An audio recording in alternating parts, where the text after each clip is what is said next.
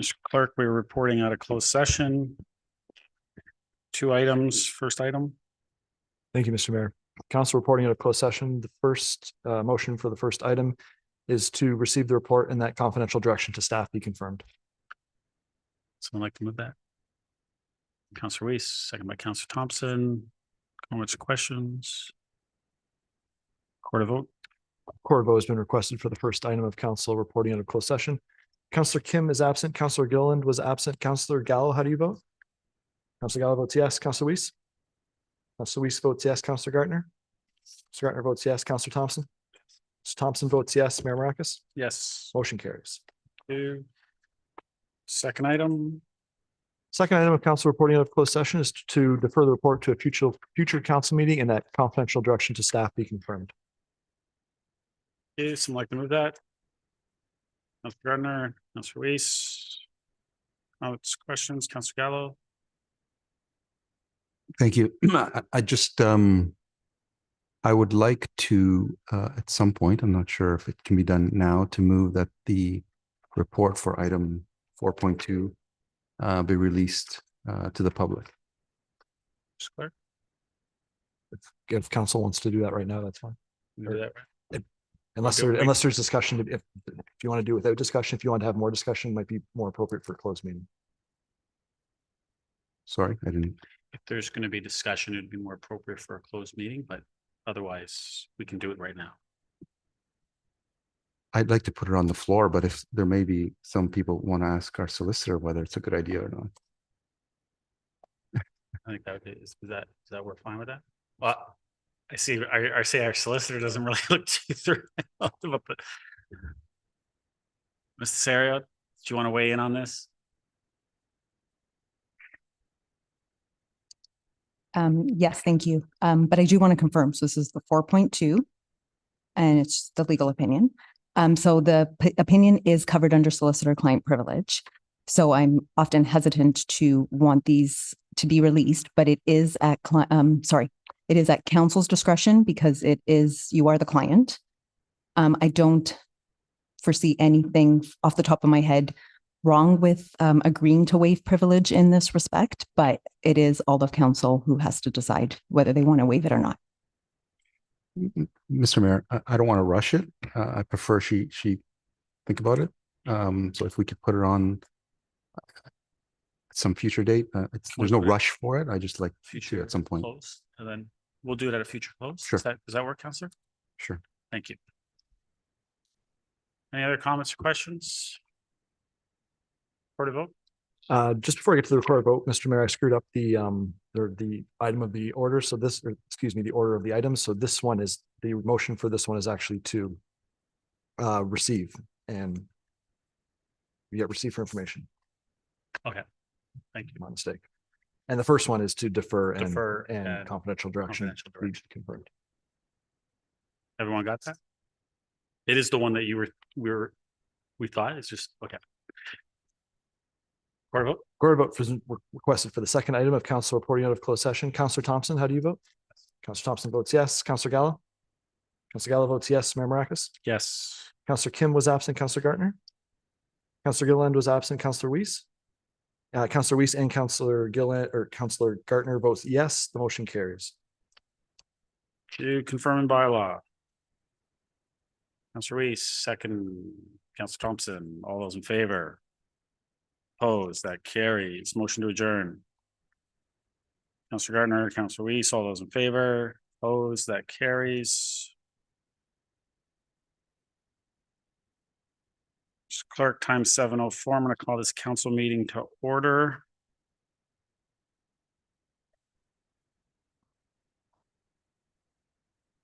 Town of Aurora acknowledges that the Anishinaabe lands on which we live and work are the traditional and treaty territory of the Chippewas of Regina Island, as well as many other nations whose presence here continues to this day.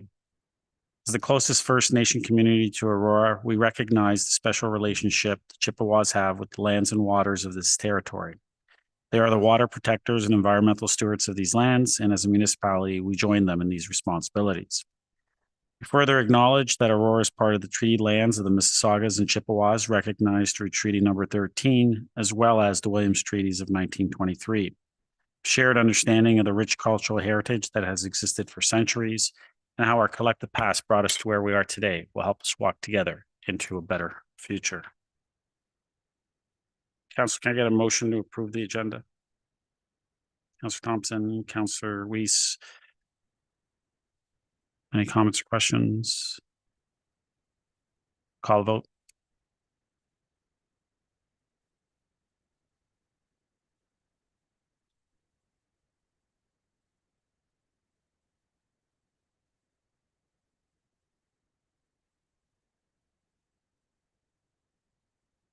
Councillor Gilliland. Councillor Gilliland's yes. That carries. Any declarations of pecuniary interest in general nature there? Seeing none. No community presentations, no delegations tonight. Consent agenda.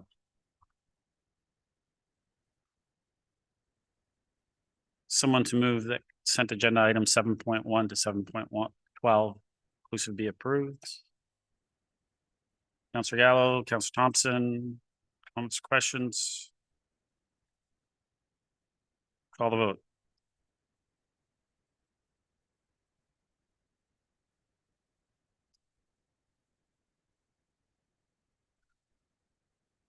That carries.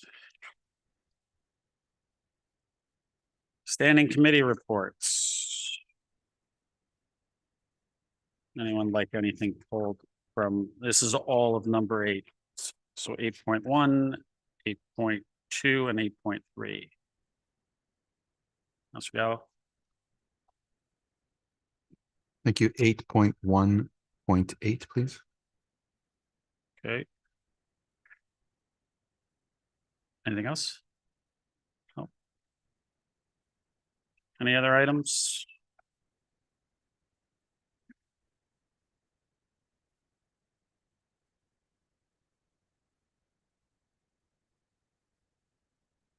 Can I get a motion to approve all items in 8 minus 8.1.8?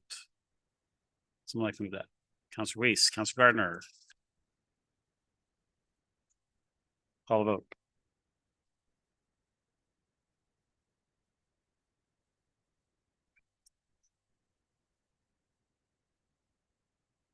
That carries.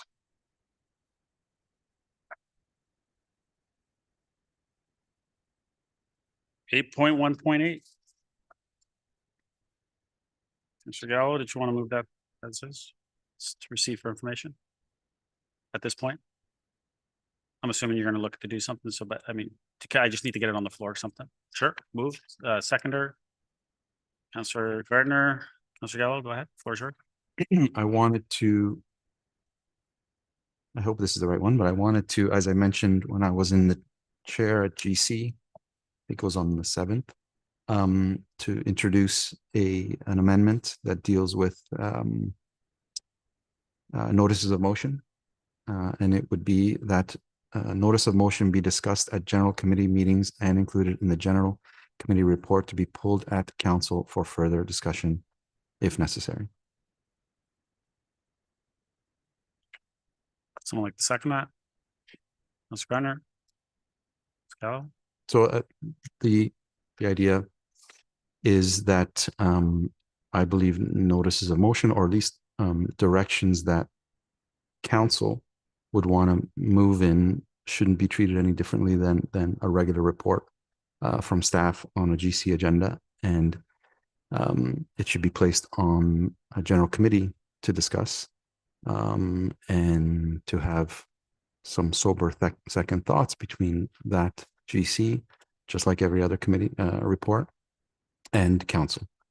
I don't understand, and maybe someone could help me, perhaps from staff, the rationale for it being on a council agenda, notwithstanding the fact that it is placed on the GC, but we don't discuss it. So the missing piece is actually us having a chance at GC to weigh in on it, so that between GC and council, we can make a proper decision on it, just like every other report that comes before us. Any other comments or questions?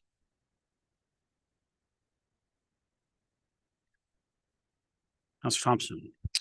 Thank you. Just to be, so I understand, just to be clear, through you to Councillor Gallo. So there would be no advance notice. The first time that council would see it is through the GC, and we would just speak about it at that GC meeting. Currently, there's a week in advance or whatever that we would get notice of this motion, be able to compile our thoughts. This time now, it would just go straight to the GC agenda, just like the staff reports. And the first time we would see it, we would discuss it. Is that your intent? Councillor. Yeah, exactly like when the agenda comes out, that will show up on it and we discuss it at GC. Any other comments or questions?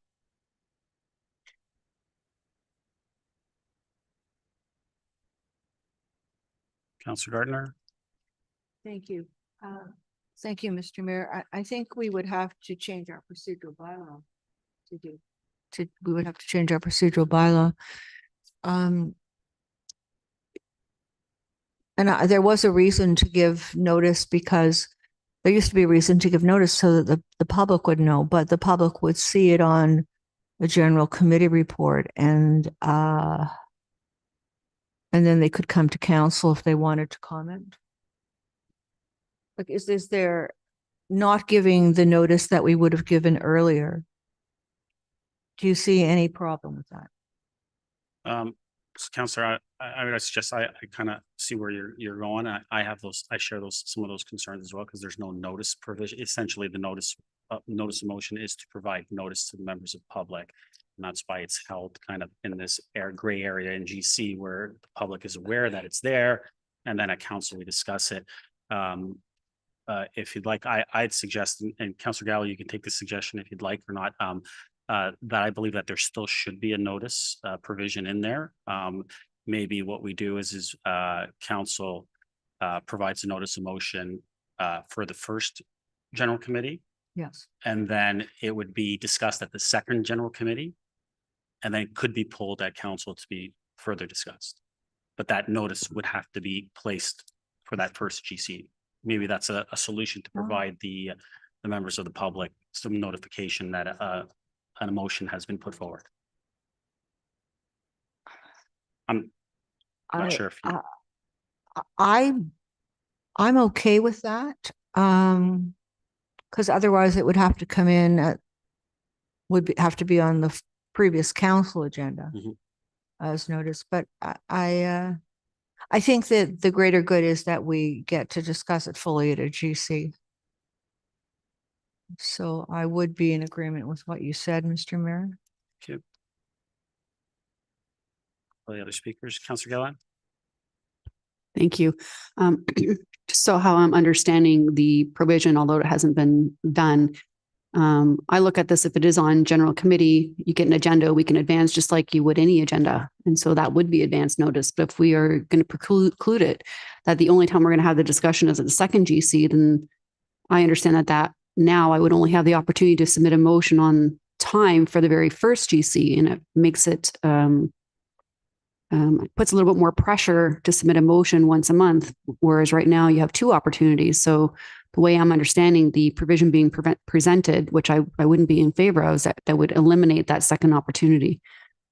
If that was the intention, then I won't be in favor of that. But as it stands right now, the way I see it, we have things added to an agenda all the time. If we discuss it at general committee, there's still an opportunity to have comments at council, just like everything else.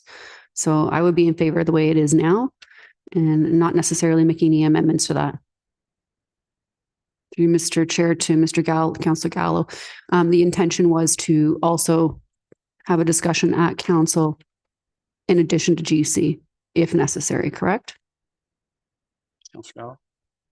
Yes, that's exactly it. The notice period hasn't changed. It's just the discussion part is happening in addition to council at GC.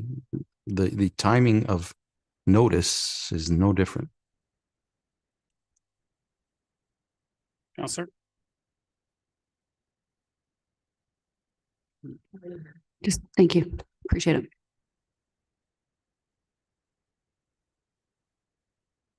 Councillor Gardner, sure. I understand what Councillor Gilliland is saying. It gives us more opportunity to form our motions and get it approved. But I think that we could walk a motion on to the first GC.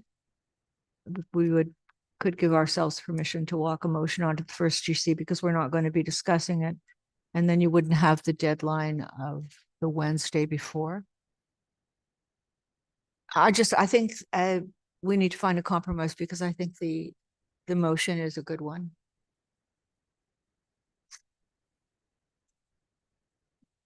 How do you, I mean, in Councillor Gardner, I'm with you on this one, and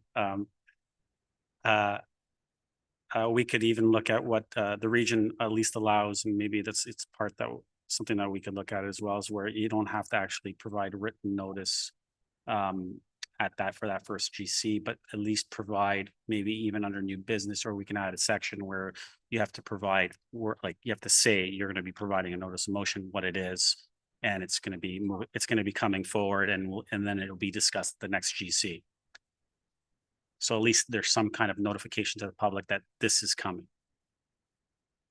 Councillor Gallo?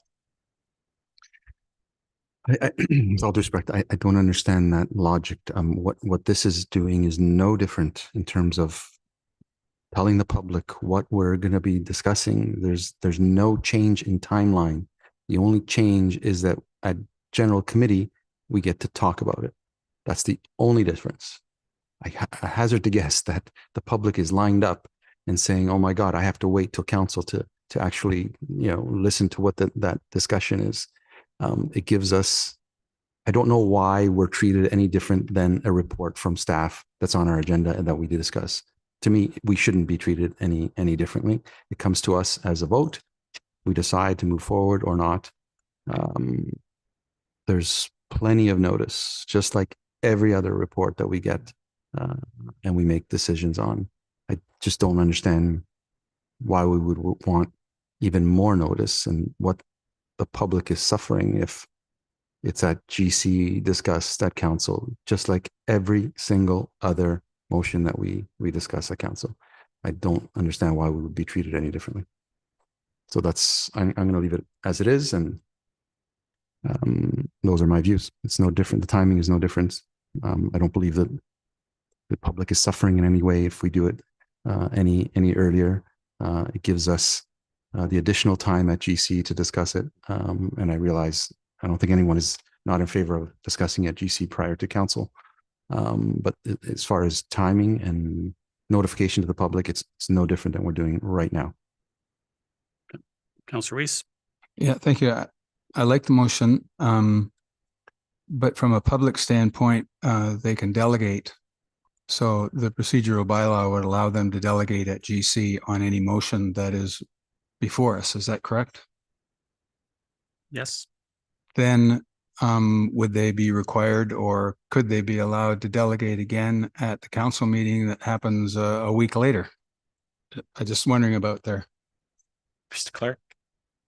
Through you, Mr. Mayor, the procedure bylaw as it currently stands has a provision that the same person cannot delegate at the GC and council meeting regarding the same issue.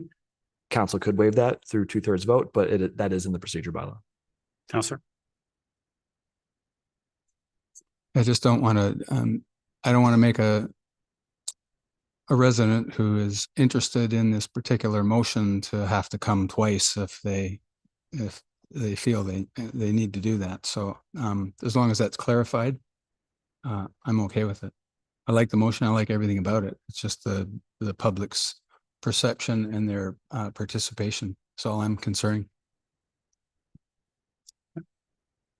Any other comments or questions? Councillor Gilliland, second time. Thank you. Just to kind of clarify a little bit some of the comments by Councillor Weese. Just like GC council, when we're discussing things around the table through Mr. Clerk, when it comes to duplication of speaking on a topic, so long as it's new information within your delegation or your time of speaking, that's really when you're in conflict if it's duplication. But if somebody wanted to come back and delegate and bring up new information and new concerns within a week, they're more than welcome to do so, correct? Mr. Clerk, I believe you still have to waive procedure. Through you, Mr. Mayor, yes, it's the procedure bylaw speaks to topic, not new information. So, Councillor. thank you. So, I mean, perhaps maybe some language needs to be changed in the procedural bylaw for that, so long it's new information on the topic. And would that satisfy Mr. Clerk? Yeah, so council's decision.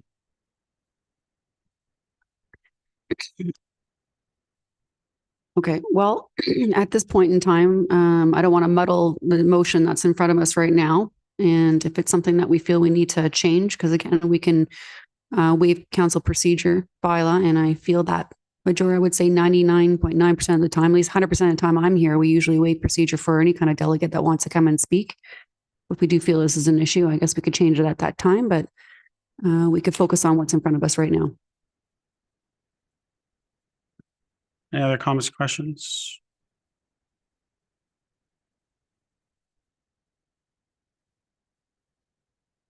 Call the vote.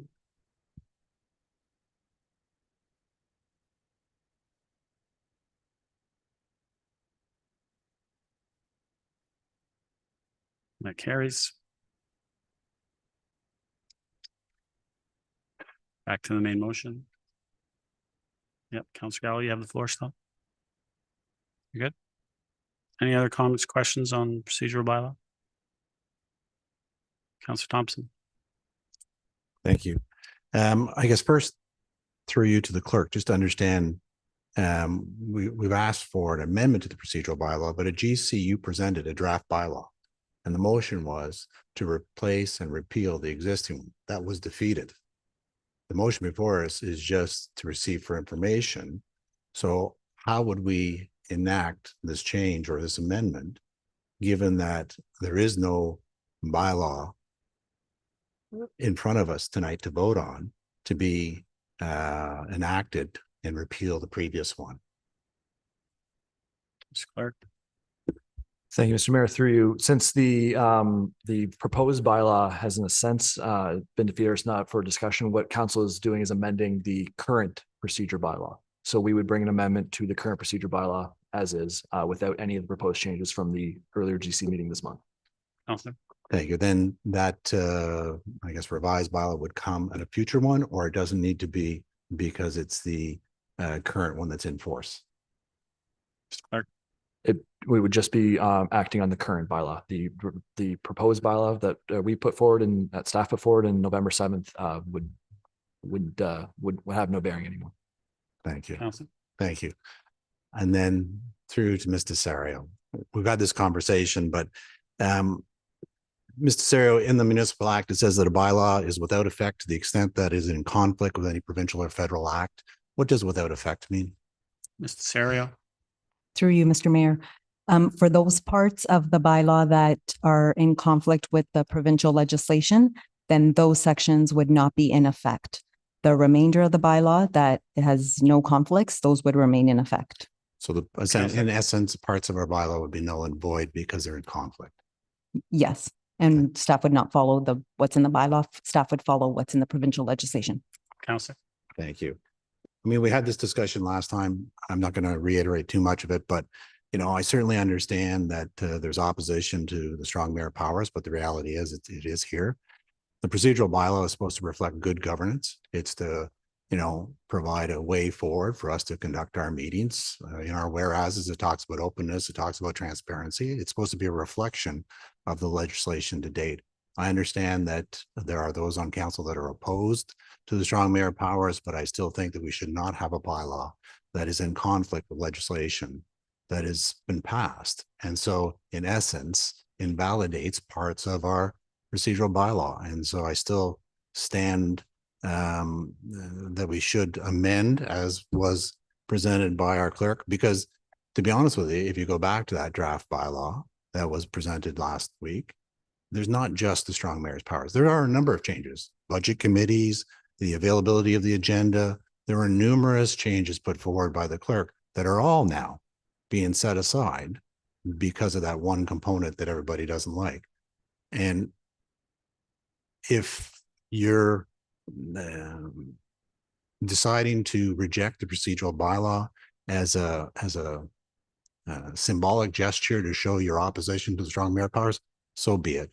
You know, I can understand it and I can live with it, but I still think that we should have a bylaw for our procedural meetings that is reflective of current legislation. Any other comments or questions?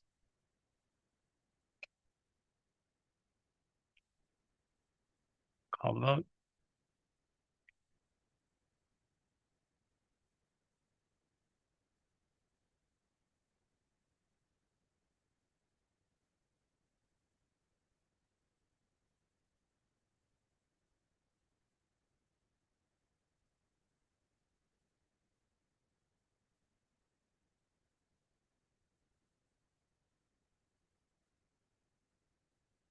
Ms. Garner?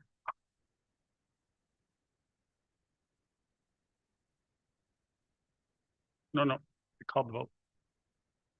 No, we've already voted.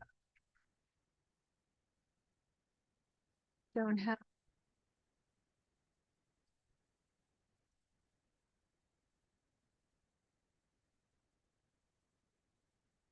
That carries.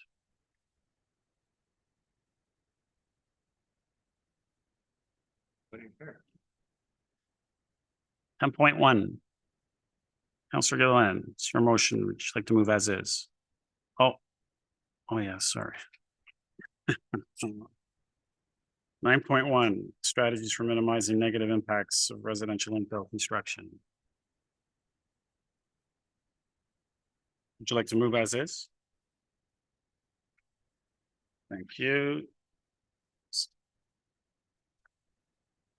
Well, right now, I believe it's just to receive, is it not? Yes. Thank you. Seconder? Yeah. Councillor Gallo, thank you. Councillor Gilliland, Councillor Gardner, go ahead. You do that once in a while, Mr. Mayor. Do we look alike? Sorry, couldn't resist. First of all, I'd like to thank Mr. Jean for being in the audience. And as I said to him before, I didn't recognize him in a suit. Mr. Jean got this by default. He was one of the directors asked him to take this on, and it took 2.5 years to come back here. With no fault to Mr. Jean. So I thank him for his patience and waiting up till 11 o'clock when we were going to discuss this last cycle. The aim of this motion is to look at our bylaws and policies and see what we can change so that when we get infill construction, we are protecting the neighbors as well as we can. So I'm going to give you an example, which may clarify one of the things I'm talking about. One of the things, one of the really important things is if there's construction equipment parked on the road, it needs to have hazard markings around it. To me, that needs to be right up front in the building permit, and the developer has to sign off on it. So here's what happened. A resident called me in the evening and he said, there's construction equipment. It's not marked appropriately. It's a safety issue. So I got in touch with Mr. Muno, who I guess got in touch with Bylaw or building. And they went out and put the safety cones around the equipment. And then Mr. Muno got in touch with me and I got back in touch with the resident. So I think if we put things like this in the building permit, we're going to be saving staff time. We're going to be saving counselors' time. We're going to be saving residents' stress. So the intent of my motion was to find out what we could put upfront that the developers have to agree on, and that there would be a penalty if they did not. So through you, Mr. Mayor, to Mr. Jean or Mr. Muno, are we able to put penalties in place for these kinds of financial penalties in place? Mr. Cheney? Through you, Mr. Mayor. Going back to your original comments, what we have done, and I had earlier stated that at the GC, and is that Yes. we've come up with a residential infill notice. And here I brought a sample of one. Basically, this notice on one side provides the building information, and the other side we provided information to the builder, such as remove the dirt, keep the site clean, reduce the dust, control water runoff, be safe, don't park on sidewalks and boulevards, and protect the trees, etc. So this notice will be given to the applicant at the time of the issuance of the building permit. And it will be part of the permit package, and they will have to post this on the site, no different from the building permit. So that's one of the proactive actions that we've taken to try to alleviate the concerns that you had brought earlier. Councillor? Mr. Mayor, I like that. That's a great idea. And you had some good ideas about signage, you know, how to get in touch with the developer.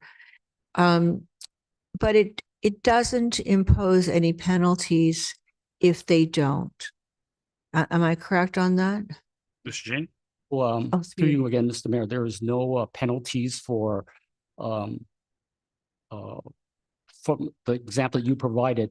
Now, again, the town will be implementing in the new year, I believe, the what's it called, AMPS system, where fines can be levied against people that contravene bylaws. Well, I think the bylaws enforcement is looking at all bylaws except zoning bylaw. They're not in place. Mhm. So I think at that time, I spoke with the manager of bylaw enforcement. He's looking at bringing that to council in the new year, he indicated to me. So there might be an opportunity at that point.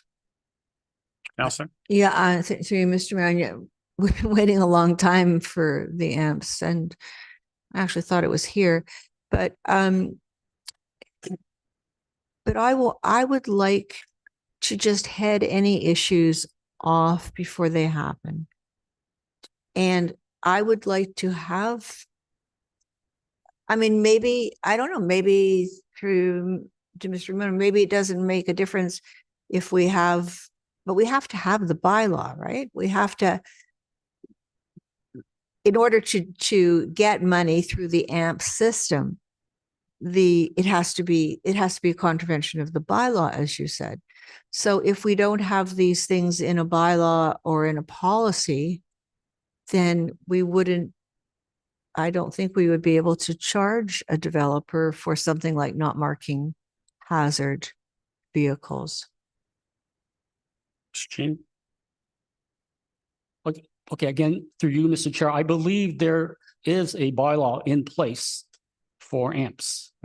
There's one in place for parking infractions, and that is currently being imposed.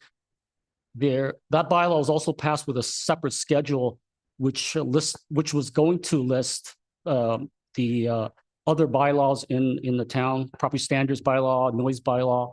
But again, that has not come to council yet. That will be coming in the new year, according to the manager of bylaw enforcement. So once that is inserted once those bylaws are inserted and the set fines are in place, then yes, absolutely, we can. The bylaw enforcement officers can start enforcing and issuing those notice of violation, or notice those that we used to call tickets. Now they're like notices, I guess.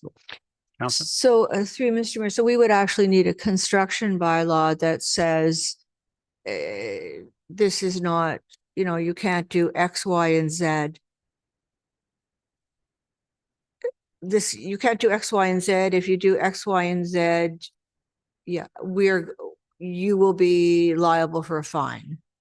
And that we can enforce that through the AMP system. Jane? The AMP system, there will be like many bylaws. We're not just talking one or two. We're talking noise bylaw. We're talking property standards bylaw. Unfortunately, the construction bylaw for the town isn't really an enforcement bylaw. It's basically a bylaw to administer building permits, asking for certain information. So there's no under construction bylaw or the building bylaw.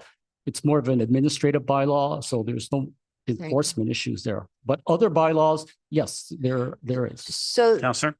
through Mr. Mayor, so that's the solution I'm looking for. I'm looking for how can we get these infractions that in this one case is safety, but in other cases, and you called them nuisance, the noise is covered by the noise bylaw, but Councillor, garbage, Can I ask you to wrap up? You're at 5. but garbage, etc., not keeping the dust fence up. I mean, there has to be a way that the developer knows up front. And I have to stop now for my first time, unless Mr. Rumino wants to weigh in. Mr. Mayor? Mr. Romano, the answer, and then I'll ask if anyone else wants to comment. Sorry, through you, Mr. Mayor. So to Council Gardner, with respect to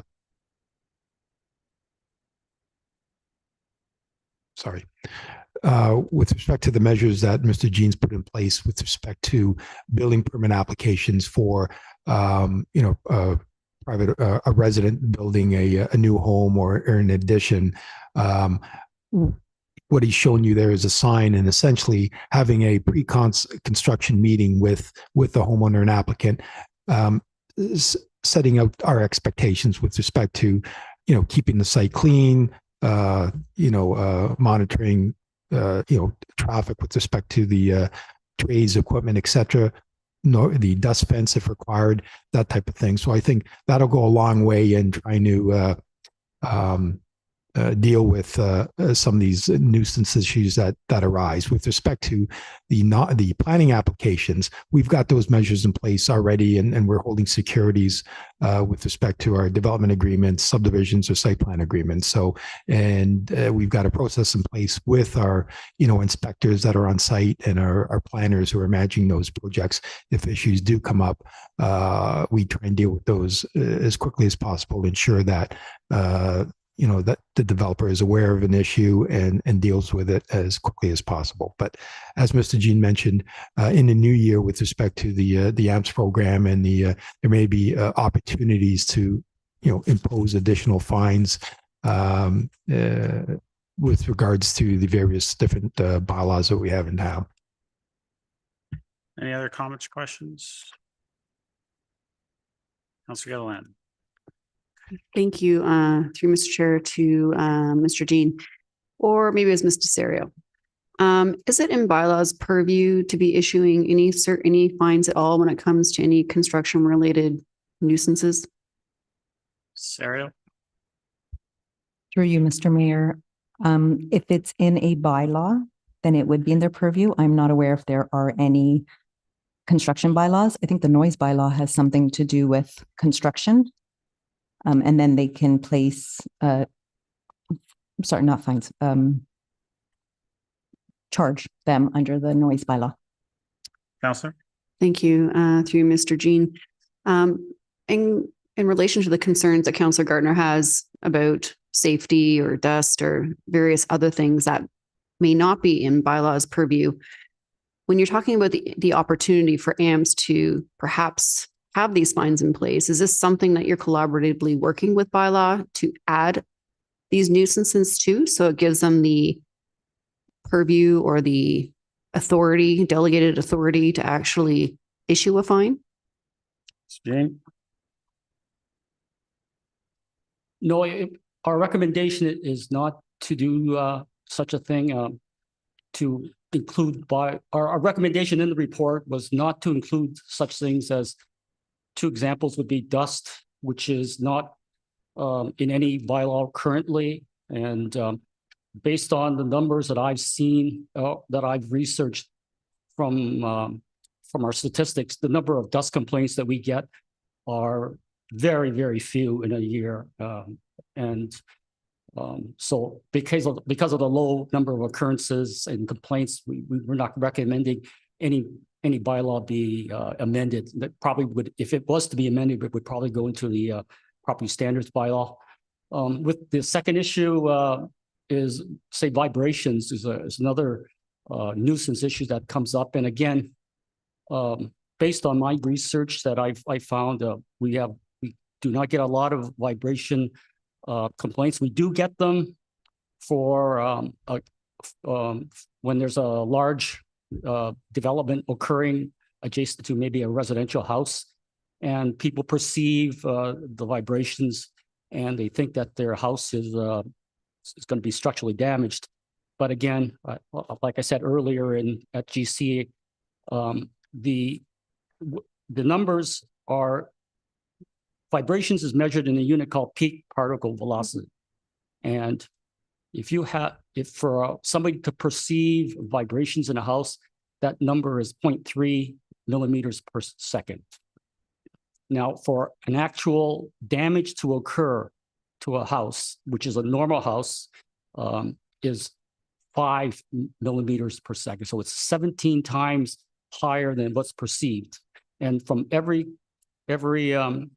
complaint that I've dealt with, yes, originally, first few days, because they're either compacting or tamping, you would get complaints, but I provide these numbers to them. I assure them that you feel it, but your house is not going to be damaged. And again, going back to your question, because of the low number of occurrences and these types of nuisance issues, we're not recommending any bylaw amendments. Mainly would be our building inspectors speaking with if there's any complaints, our building inspectors would speak to the homeowner and explain to them the facts. I think once they know the facts, I think it alleviates their concerns. Councillor? Thank you. Without getting in the weeds of everything, and I get what you mean, how dust can be subjective, and I understand with the vibration, and perhaps there's other places within these nuisances where it might be appropriate to introduce a fine. I don't know if when it comes to safety, if there's a safety check that they have to follow when they're doing things, it's something simple. And if there was an inspection that came by and, they were missing these things, and it's like, well, you didn't follow that safety inspection, put out these things properly. And as a result, I don't know if it's a one warning or a fine. If there's somewhere where you can find that there's opportunity for enforcement, because I think to Councillor Gardner's point, and correct me if I'm wrong, Councillor Gardner, that we feel that there's repeat offenders on certain projects, to where if they're just going to get a continuous warning, they're just going to do it again. So do you feel that there's opportunity with maybe some of the nuisances, not the ones that we're necessarily discussing getting in the weeds, that maybe could have a fine associated to their behavior?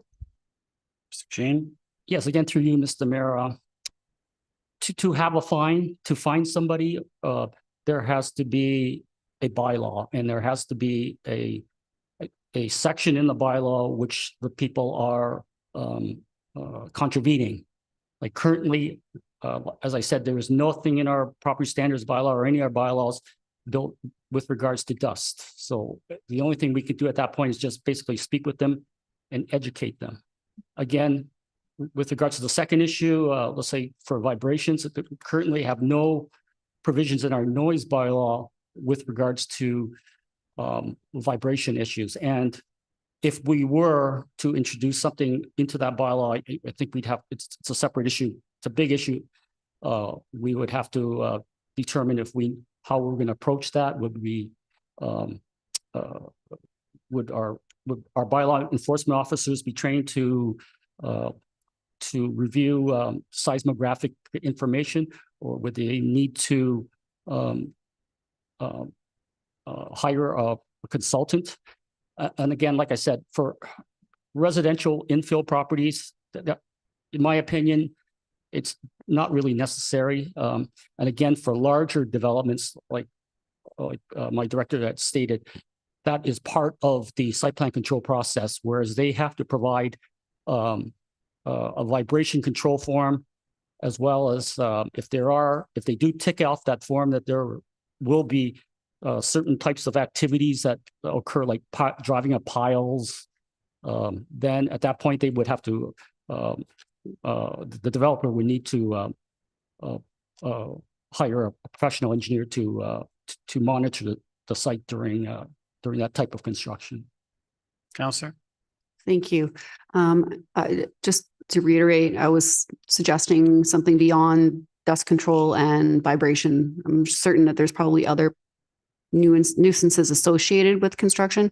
So through to maybe Councillor Gardner, was dust and vibration the two areas of concern, or were there other areas within the construction that you were really concerned with, that you wanted to see some implementation, just based on what Mr. Jean's saying, that there's a lot of subjective things here that may not be conducive to these types of fines, but is there other areas that you were asking beyond dust and vibration? Councillor Gardner? Thank you. The intent was to look at all of the things that residents complain about and see if we could just take care of those issues at the beginning, so that it didn't become a problem for staff or councillors or residents, whatever that might be. Is that okay for now? Councillor? Thank you. Thank you. So I guess what I'm hearing is that maybe there could be some sort of review on what potential construction concerns or complaints or nuisances that could have something associated to it, whether it's garbage or improper signage or improper safety that's not applied.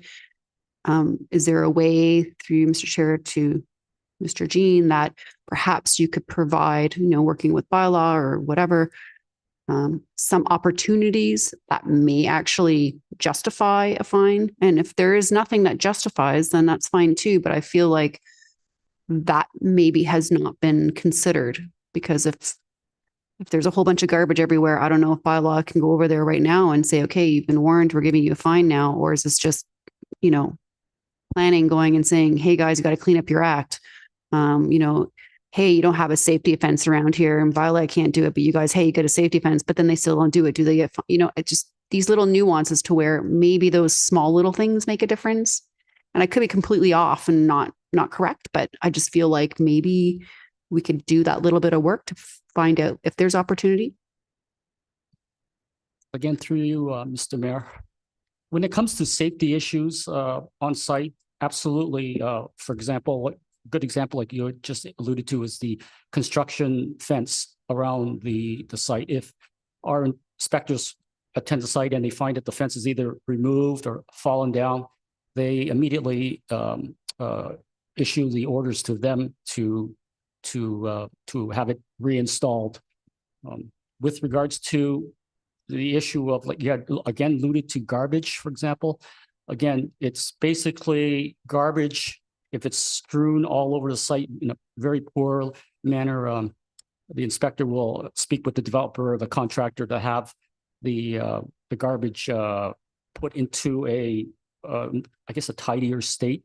I did look into I think it's called our community benefits bylaw, where it basically looks after littering, and it specifically states in there that construction sites are exempt from garbage littering, and it basically says it should be contained within the site. No, I take that to mean that it should be contained within a certain area. It may have perhaps having a garbage bin or so, but not just having strewn throughout the site. But again, when we do get complaints on garbage, our inspectors attend the site and they speak with the contractor. So again, the majority of our report is basically to try to educate by having our infill poster rather than looking at ways for enforcement. And that's based, and that again, is based on the very low number of occurrences that I have been aware of. Of course, there's always one or two bad apples that exceed it, but from my experience, it doesn't happen a lot. Thank you. And a final question. You had mentioned that there was opportunity through AMPS, through the review that's supposed to come next year. Could you expand on what those opportunities you see would be beneficial through that?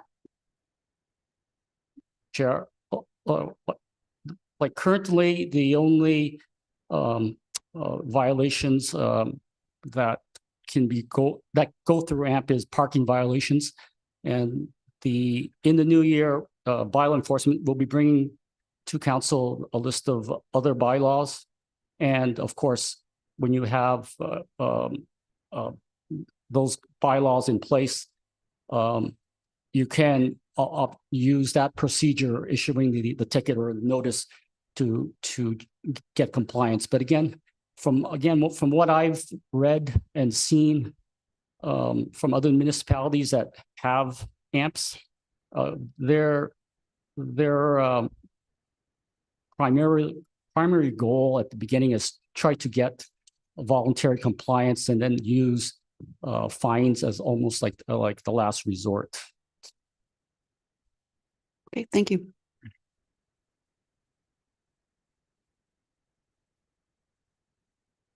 Councillor Gardner, second time. Thank you.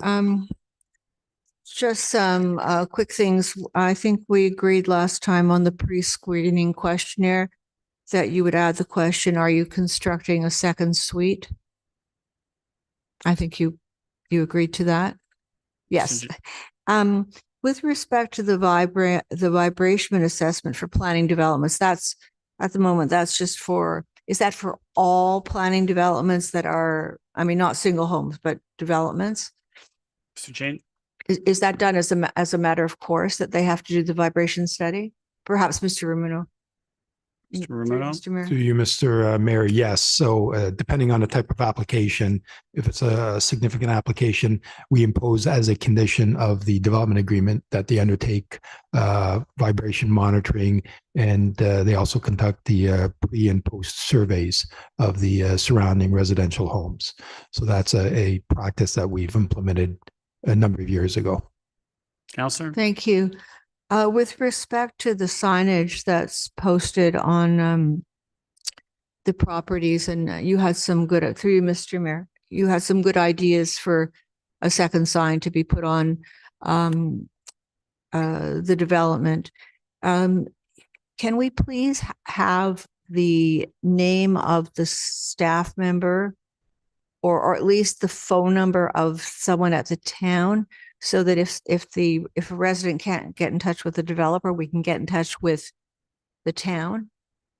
And are there, through Mr. Mayor, are there certain people in the building department that are assigned to each building development?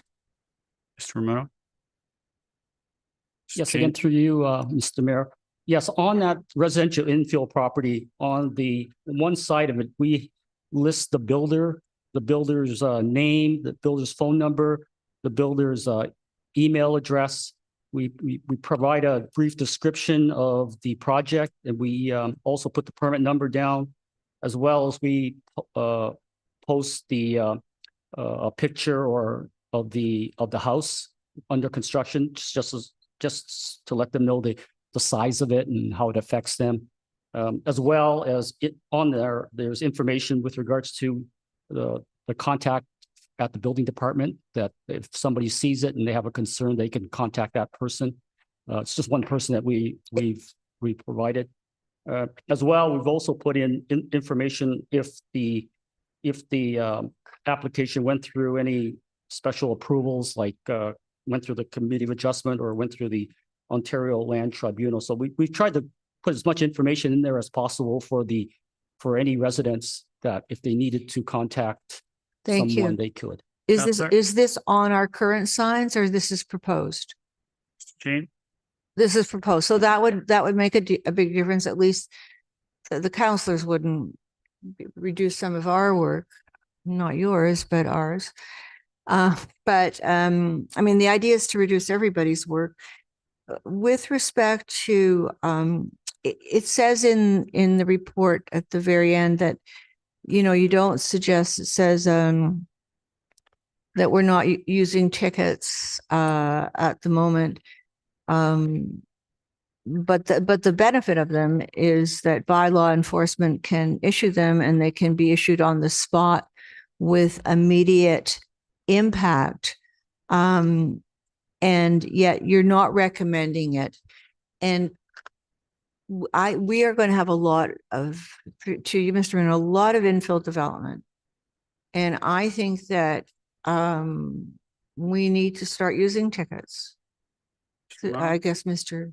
Through you, Mr. Mayor, I mean, we can certainly, Planning Development Services staff will work with bylaw staff in their upcoming report. And if there are opportunities where we can include the, opportunities for fines associated with various bylaws, at least that's perhaps an added tool that we can use. I mean, again, if it's practical and there's a clear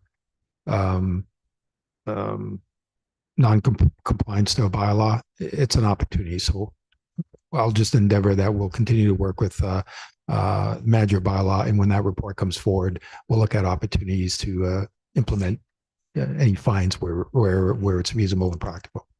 Counselor? Thank you, Mr. Muno. And I'm saying that we need to do that. I'm not making that a suggestion. I think it's money to the town when people don't either follow courtesy or bylaws, and they should get tickets, and we can now have the benefit of all the tickets with the EMS system. So I would like that to be done. And definitely want to see something happen with respect to unsafe storing of equipment. So my suggestion would be that we receive and ask that that staff report back to council on the changes that have been made. If I could have a seconder for that. Thank you. Are you speaking or seconding? Seconder? Seconding it. Thank you. Cerise? To do with 1 second. question? We got an amendment on. Yeah. To the amendment.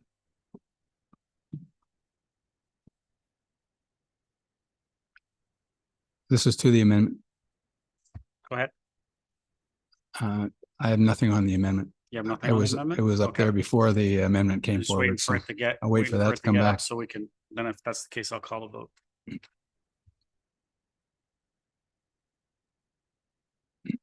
I'm not sure what it is. We got an amendment, but I'm not sure what it is. And report back, I think, with the changes. I'm just waiting to get the clarification on the wording.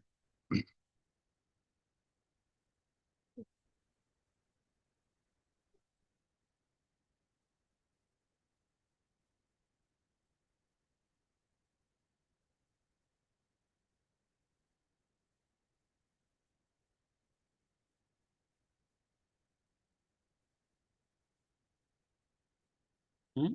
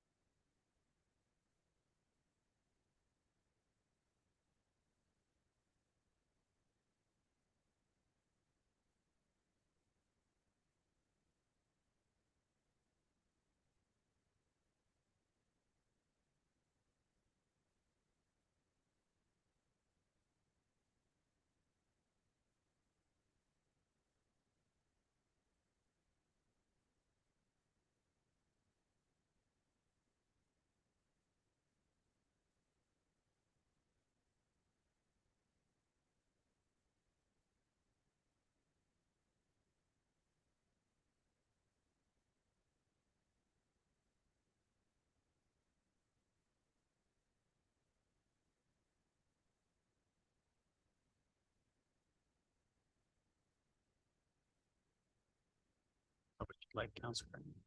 Is that what you would like? Do you have any comments or questions on the amendment?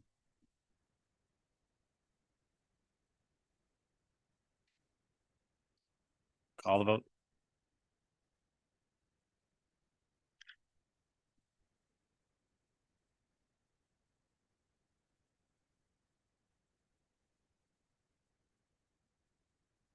Carries. Back to the main motion. Councillor Gartner, the floor is still yours. I think you have a minute and a half left. I'm fine. Thank you, Mr. Mayor. Thank you, Councillor Weese. Yeah, my only question has to do with, because constructions are going to happen soon with Metrolinx. Metrolinx will not be exempt from these construction standards. How does that work? Through you Sure. to whomever? No? Through you, Mr. Mayor, so Metrolinx, has their sort of corridor improvement projects, so they don't need applications submitted to us. Are they required to follow our bylaws, the noise and noise bylaws, and those are the various bylaws? I mean, we've got a pretty good working relationship with them. I mean, I have to defer to solicitor with respect to our bylaws. They are aware of our construction or noise bylaw with respect to our construction hours of operation throughout the week. And again, we meet with them regularly, so we'll obviously have that conversation with them to ensure that they're aware of our various bylaws. Councillor? Thank you. And on the construction liaison committee, I was under the impression that we were going to have a staff member present at the CLC meetings. And has someone been assigned to represent the town at those CLCs? Through you to Mr. Ramuno. Through you, Mr. Mayor, just clarification, is this one of the Metrolinx meetings? Yeah. I'll have to look into that. I know we have our regular meetings with them, but I'll have to follow up with respect to that particular meeting, whether we have a staff person there or not. And if not, we certainly can have a staff person attending, because we do have regular meetings with Metrolinx. Thank you. Councillor? Councillor Thompson? Thank you. Through you to Mr. Ramono or Mr. Stereo. I don't think I actually heard a definitive answer to that question about Metrolinx. What I heard was they're aware, they work with us, they seem to be a good neighbor, but are they required? Yes or no? Mr. Ramuno? I may defer that one to our solicitor with respect to, I don't believe they've come to us requesting an exemption from our construction, our noise bylaw with respect to hours of operation. Again, if that were to happen, I'm sure when they start their project in earnest, they may be working after hours. And at that point, it's a question of whether they actually with a request for an exemption to the noise bylaw with respect to the hours of operation. Whether they have to comply or not. Because in my limited experience when dealing with the higher levels of government, Canada Post, for one, and others, they don't always feel that they are required to adhere to the letter of our bylaws. They seem to take some liberties sometimes. Any other comments, questions? Call the vote.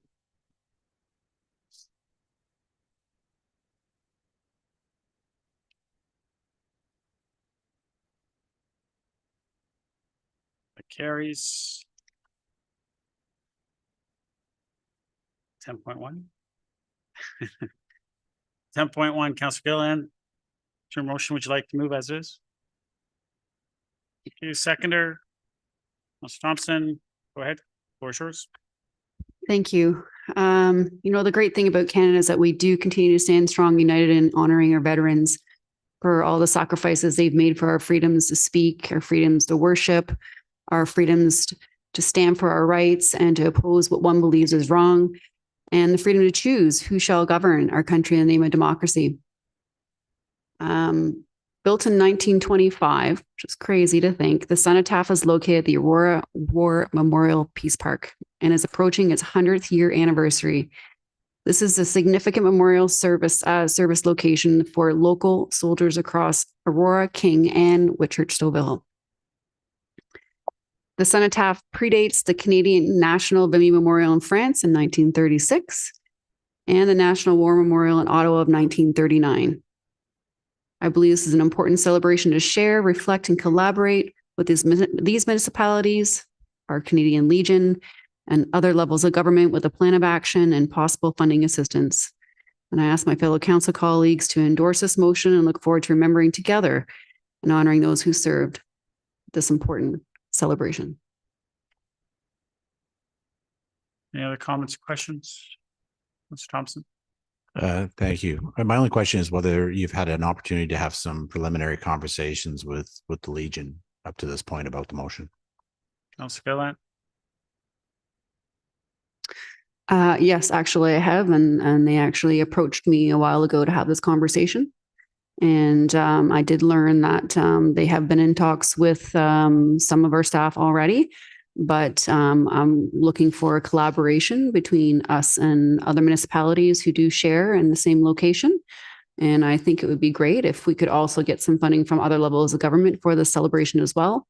And they were very excited about that initiative. Councillor? Any other comments or questions? Call the vote.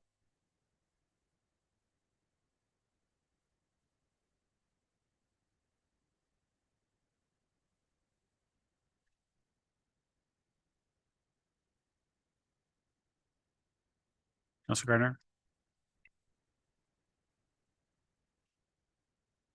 Councillor Gardner, yes. That carries. 10.2, Councillor Gilliland, move as is.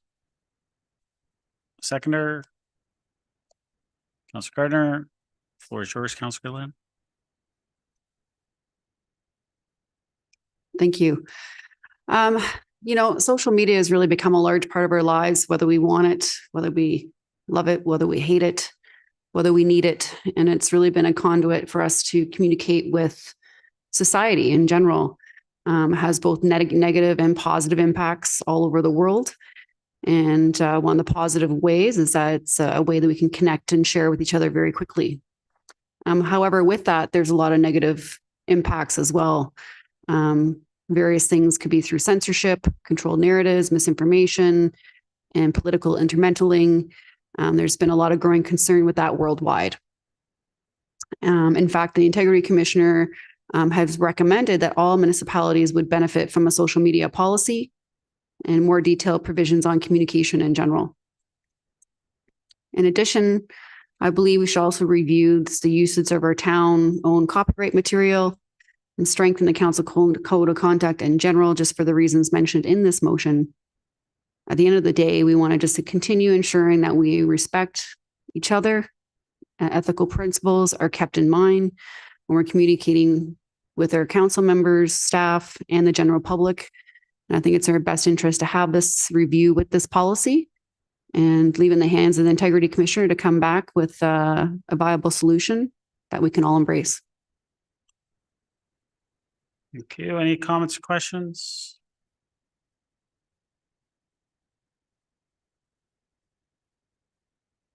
Seeing none, I just have one question. Councillor Gilliland, can you just explain political intermeddling, please?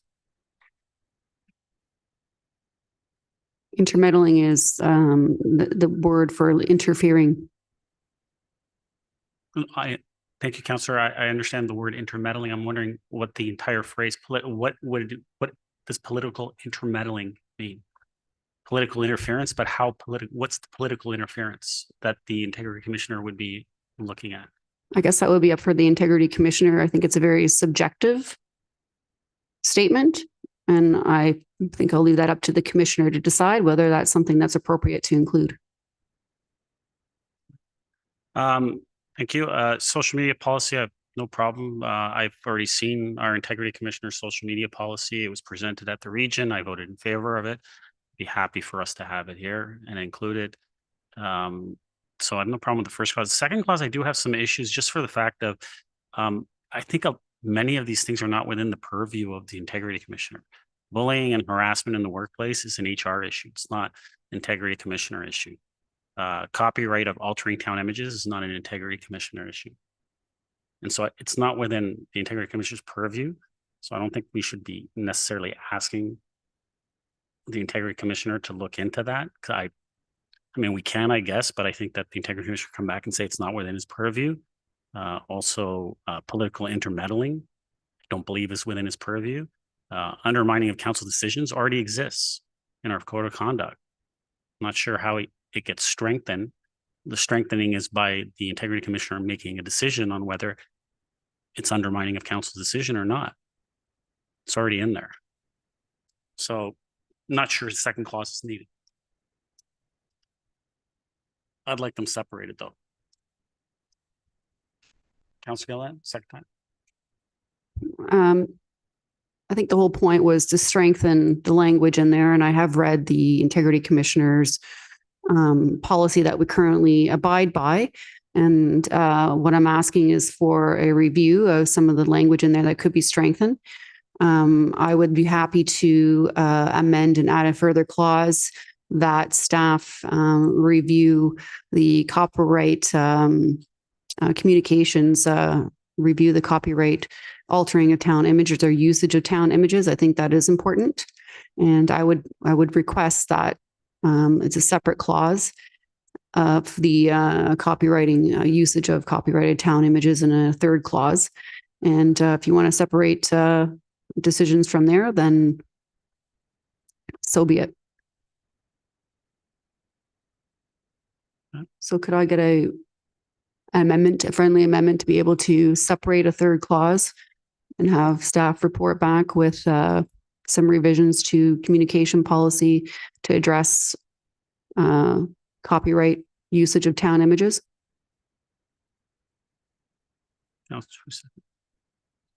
Councillor Gardner?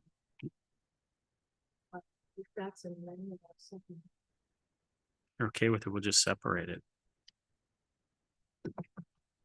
I just want the third because, you know, having gone back through staff, it was their recommendation to solely put the integrity commissioner, but I'm happy to separate that to allow the communications department to deal with that with their within their policy. And originally I thought it could be the integrity commissioner or town staff. It could be as simple as saying that the integrity commissioner and town staff review the town's code of conduct and strengthen and protect. I could also do that.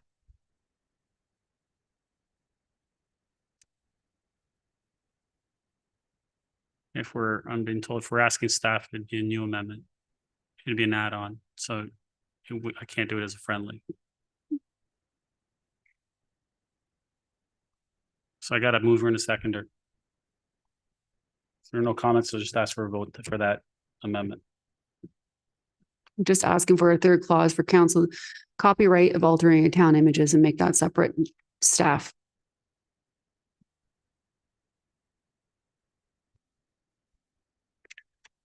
I would expect that the if there was the integrity would advise communications if there were things in HR that needed to be adjusted.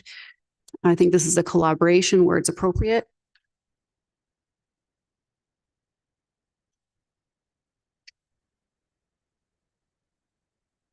Councillor Thompson, are you to the amendment? Okay. Thank you.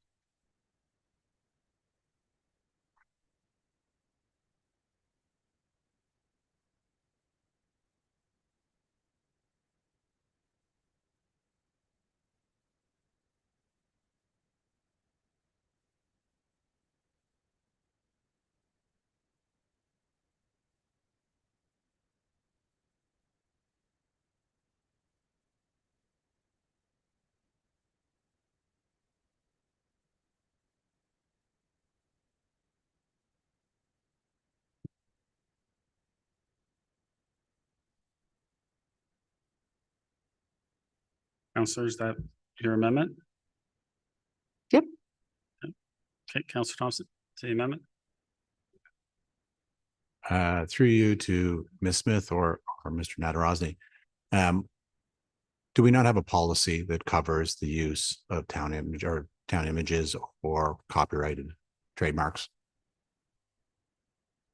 And if so, off the top of your head, you know which one it is? I know we have a binder full of policies, but could you reference which one it is so we can look it up for ourselves? Smith? Or Mr. Serio? I'll Sure, take that Mr. one. Serio. Thank you through you, Mr. Mayor.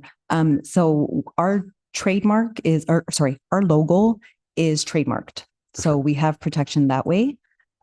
Whether we have policies on copyright, I don't think we would. From our understanding, we don't.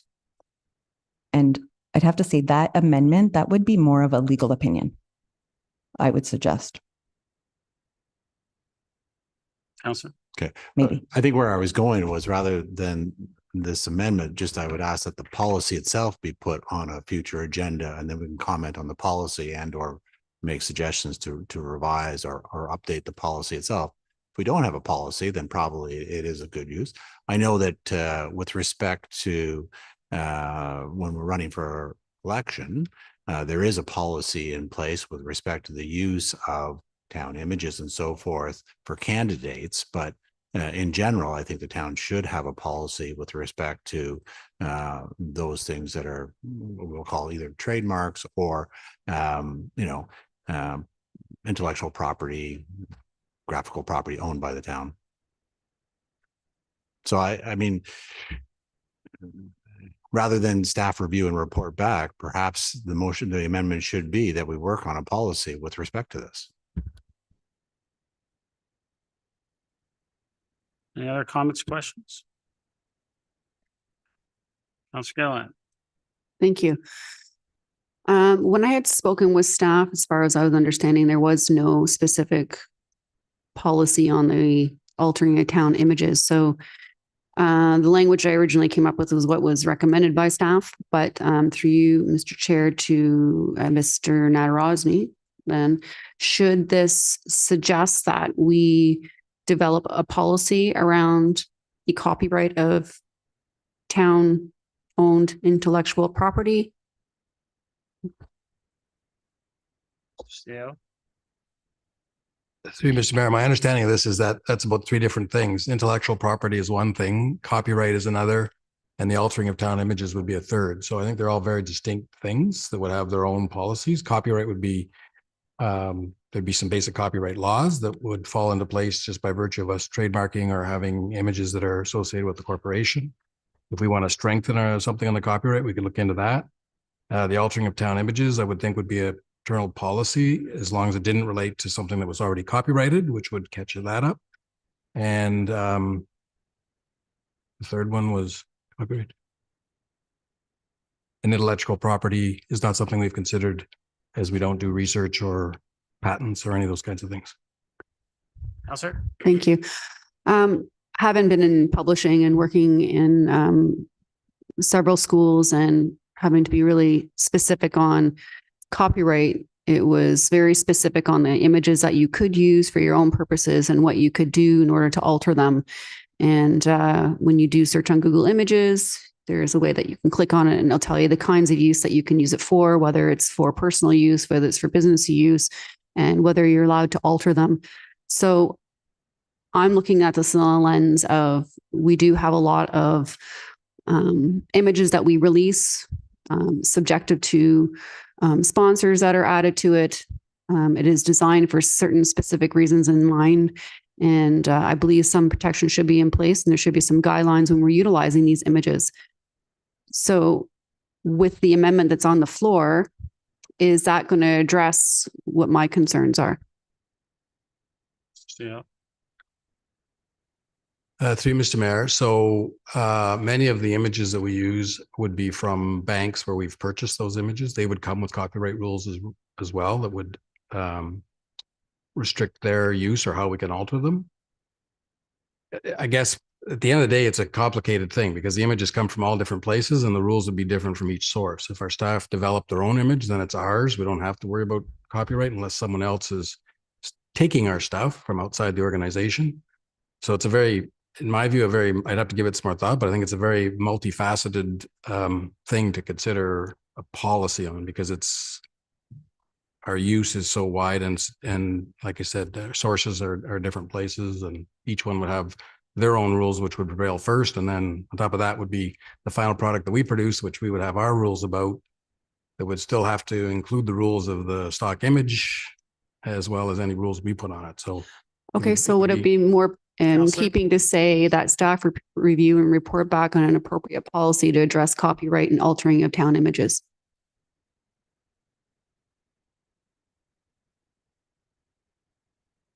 CL? I'm sorry, could you repeat that? I think that's on the screen.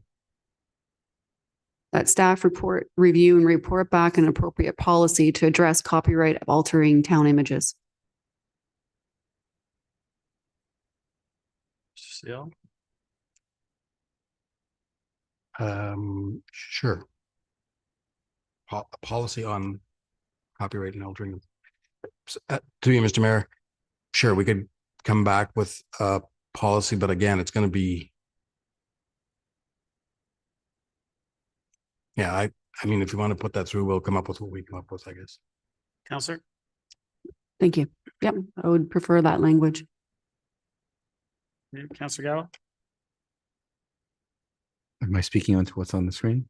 It's just slightly, the words slightly changed. Well, I actually prefer what's on the screen and give staff the latitude to figure out how to address those things. That's what we're trying to accomplish here. If it's the report back is recommending a policy or 2 policies or 10 policies, let's let them figure it out and report back to us. Any other comments or questions?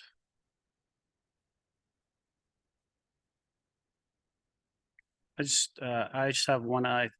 Normally when we're asking for something like this for a policy to come back for staff, we're usually looking at solving a problem. I'm just wondering what the problem is. If someone can explain to me what the problem is. Is someone out there copywriting our stuff that we need to address this? Our images being altered, in a fashion that is not appropriate for the municipality? Can someone explain? Usually that's why we create policies, because something's wrong.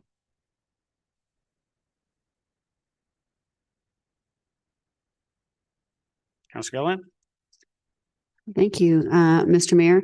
This is in protection of all town images. So people aren't arbitrarily taking images and altering it to their liking, whether it's myself, another staff member, or somebody outside. People pay for sponsorship on certain events. When town staff create images and is released, they have specific policy in place when they have to release things with AM, PM with dots. There's certain things that they have to follow. And if there's a town image for an event, that should be what is released. And I think it should be consistent all across. And I believe that it's common practice in the media and advertising industry in general. And I don't think there's anything wrong with making sure that we have a proper policy in place to address that.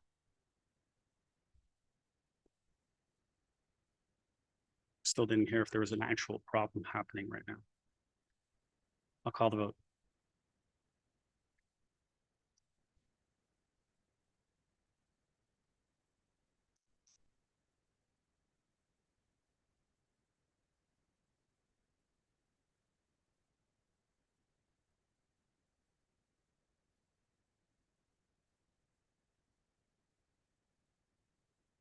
Councillor Bernard? Yes. Councillor Thompson?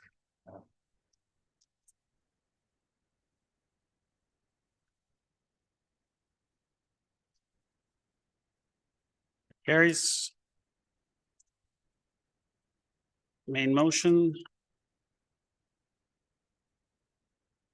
Still gonna ask them to be split.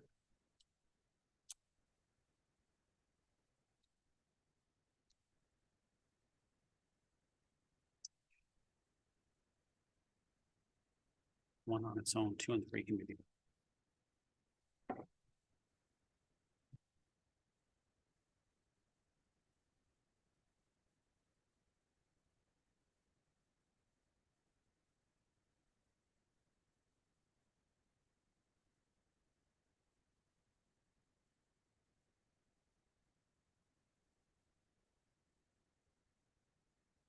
Okay, clause 1. Call the vote.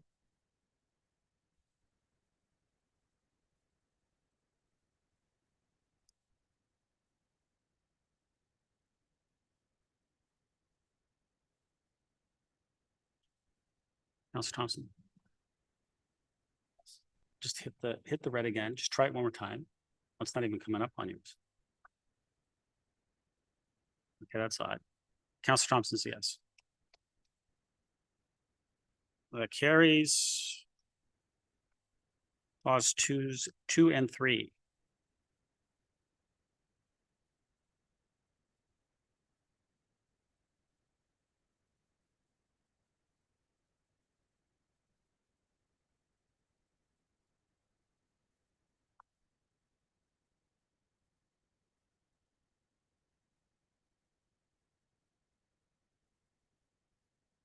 Still hasn't popped up on this one.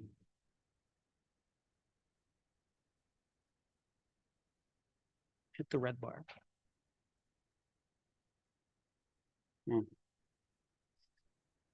Clause 2 and 3. Call the vote.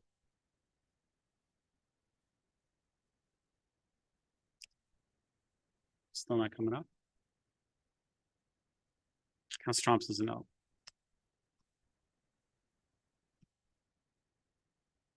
That carries.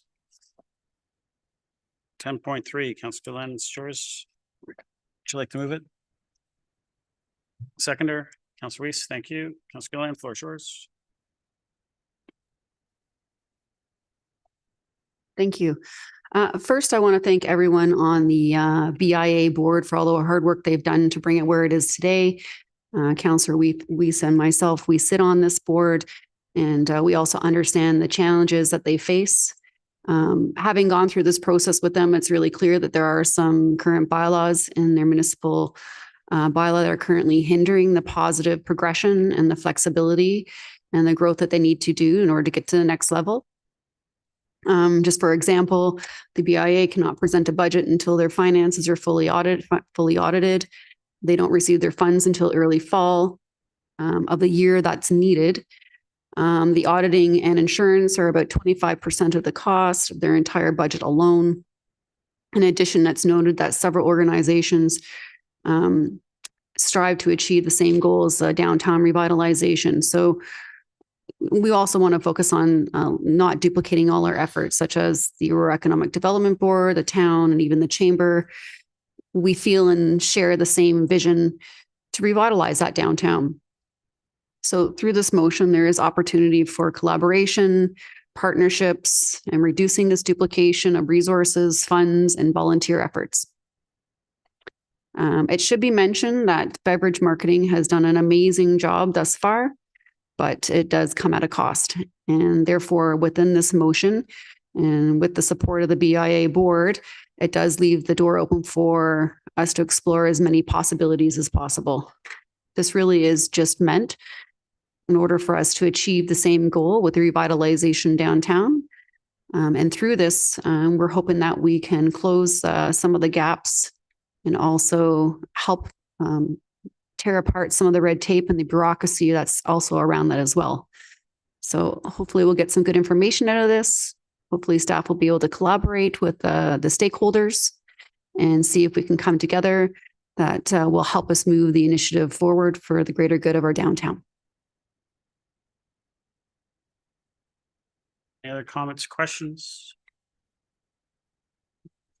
Councillor Weese.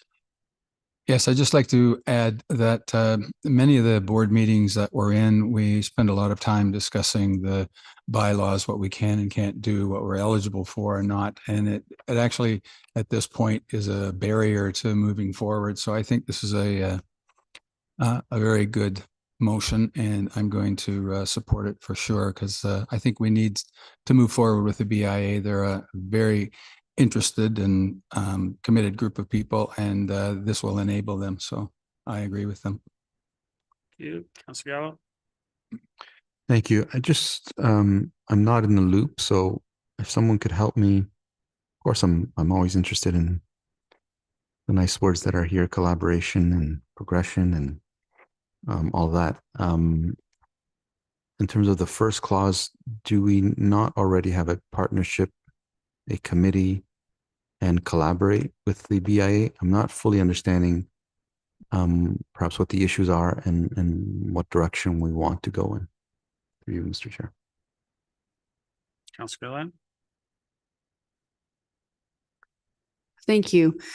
Of course, the BIA wants to be able to collaborate as much as they can, but we don't seem to have meetings where we are in a subcommittee or collaborating currently with the Economic Development Board at all.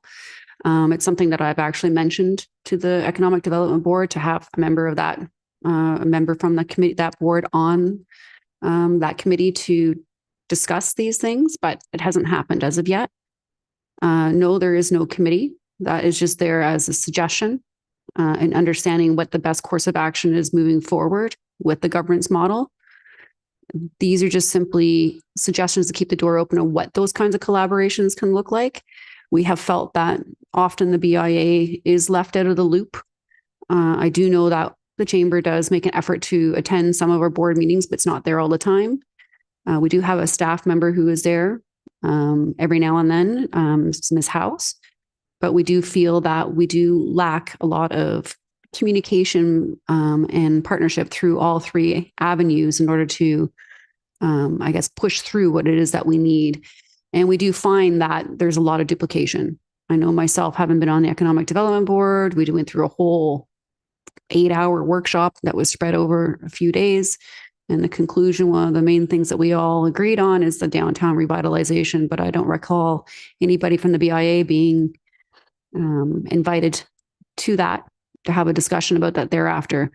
So I just think that this gives us an opportunity to see where we can improve and how we can work together.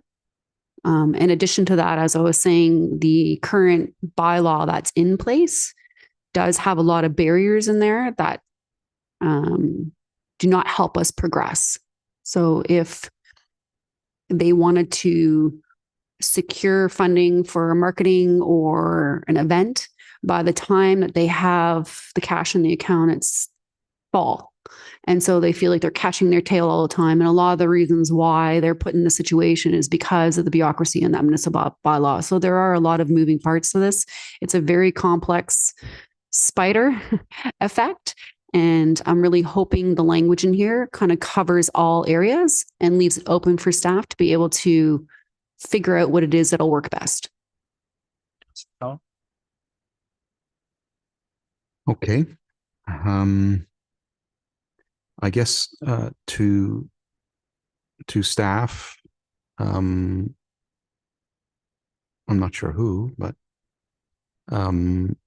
if this moves forward, can someone give me a sense of the direction that it may take?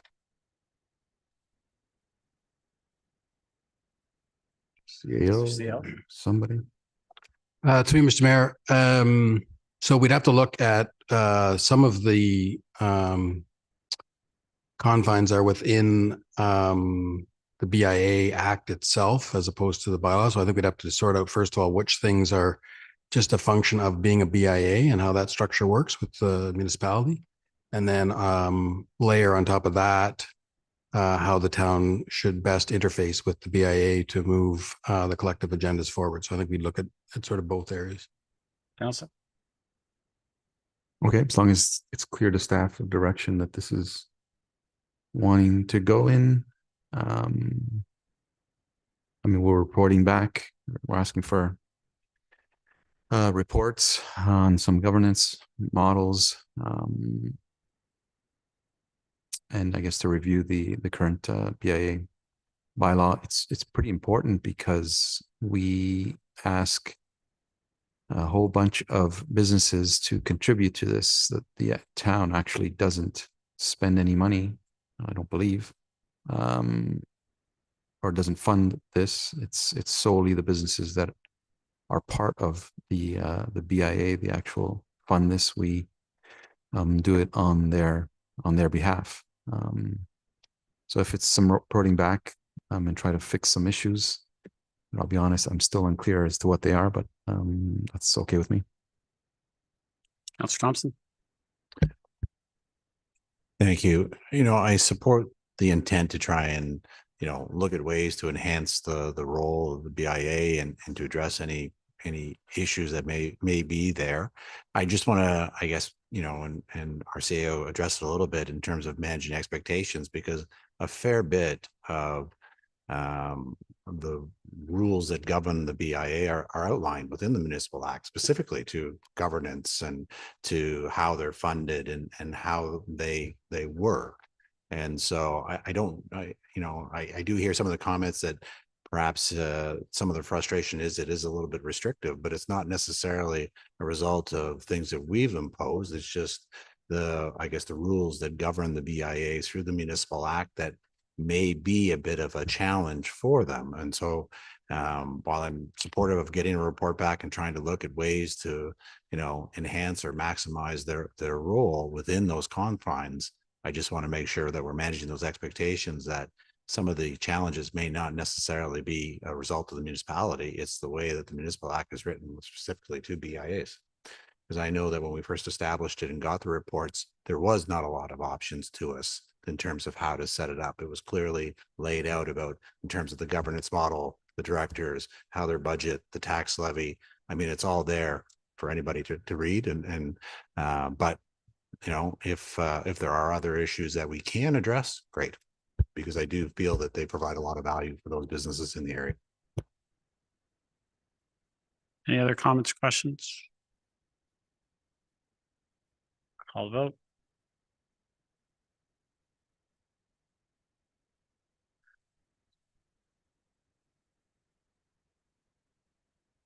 That carries. 10.4, Councillor Gilliland, to your motion to move as is.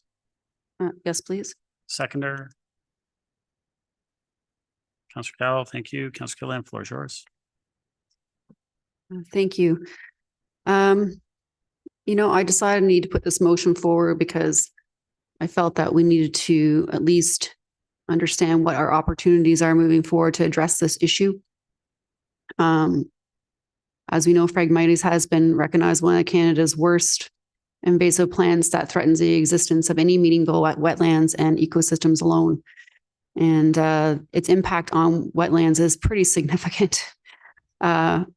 These things can stand up as much as 18 feet tall, and it's so dense that it'll just crowd out any other species, insects, anything that gets in its way, and pretty much poisons anything that it touches. It is an extremely difficult thing to remediate, I admit, but by doing nothing, I don't think that that's really the right course of action. So I do believe that at least this gets the ball rolling as to have some sort of plan of action on what we can do to mitigate this, because protecting your natural capital assets is extremely important. And I have mentioned before that, Dr. Blair felt main, and I always revert back to him because it was a very powerful presentation that he had had at the Lake Simcoe Conservation Authority way back in, I believe it was 2019. And climate adaptation project was the one key element of this presentation. And he's traveled around federally. He's worked with UNET, I believe some UN initiatives as well. And the number one climate adaptation mitigation initiative that he felt that was extremely important for us to be focusing on is flooding. And with that, the number one natural capital assets we should be protecting, and that is our wetlands. And by allowing Phragmites to wreak havoc in our areas is no solution to just kind of put our hands up and say, oh, well, we've done what we can do. And so hopefully with this motion, we can understand what a better plan of action would be, different kind of collaborations. If this involves other levels in government, so be it. I'm pretty sure that with all the climate initiatives that are top of mind on all levels of government, it's a hot topic in everybody's water cooler area, that hopefully there's some other funding there that we can take advantage of. And this just is really just making it accountable for us to actually make sure that we continue on with our efforts, as opposed to just putting us on a bookshelf and letting it dust. Thanks. Do you any other comments or questions? Councillor Weese. Just one of information. I see the whereas staff have chosen to pause the scope of this program due to the severity of the infestation. That sounds rather defeatist, and I don't believe that's probably the reason why it was done. Could I get a reason why the previous program was in fact abandoned? I don't know who that goes through, Chair. Steenkamp? Through you, Mr. Chair, the previous program actually never completely got off the ground. It was an initiative that was put forward by council, and just because of the vastness of it, the severity of it in some areas, and lack of staffing's ability to be able to initiate some of the program, we just took a pause on it. So it's not completely in staff's mind on the back burner, but it's just something that we need to put some more funding towards and some staffing levels potentially to actually mitigate some of the risk of it. Councillor? So I just heard we have the capacity to do something. We just don't have the funding for it. And that's what the motion is about primarily. Through you, Mayor. Steenkamp? Through you, Mr. Chair, it's actually a combination of both capacity and funding. Councillor? Thank you. Any other comments or questions? Call the vote.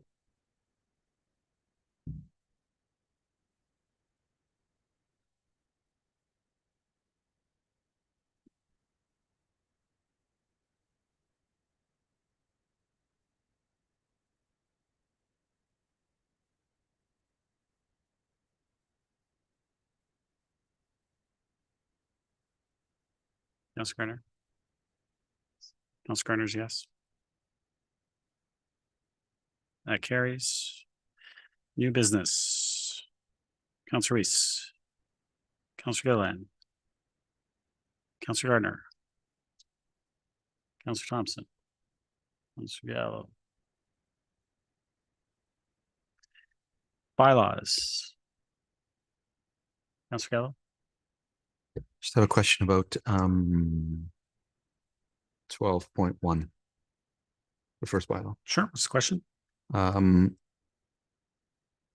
Just perhaps through you to Mr. Ramuno, just to update us on what this is, and more specifically, has the plan changed in any way as a result of this, or is this common practice? Mr. Ramuno? Through you, Mr. Mayor, no, the plan hasn't changed. The unit count hasn't changed. Site plan and the other planning documents were approved some time ago. They have started construction, foundations in the ground. So the part law control bylaw is really just to legally create those individual units for sale. Councillor? So we're removing the restrictions so that they can be, is this as a result of a lot of them being either townhomes or semis, and that the identification of that central wall difficult to do prior to this point? Through you, Mr. Mayor, that's exactly right. So a total of 130 units, and they're all townhouses. Councillor? Okay, that's it. Thank you. Thank you. Do you want to move them? Thank you. Seconder? Councillor Weese? Call the vote.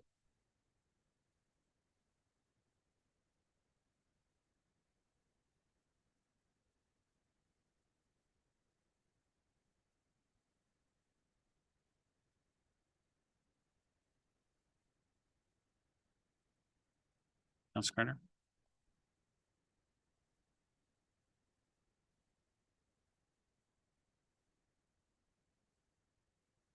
That carries.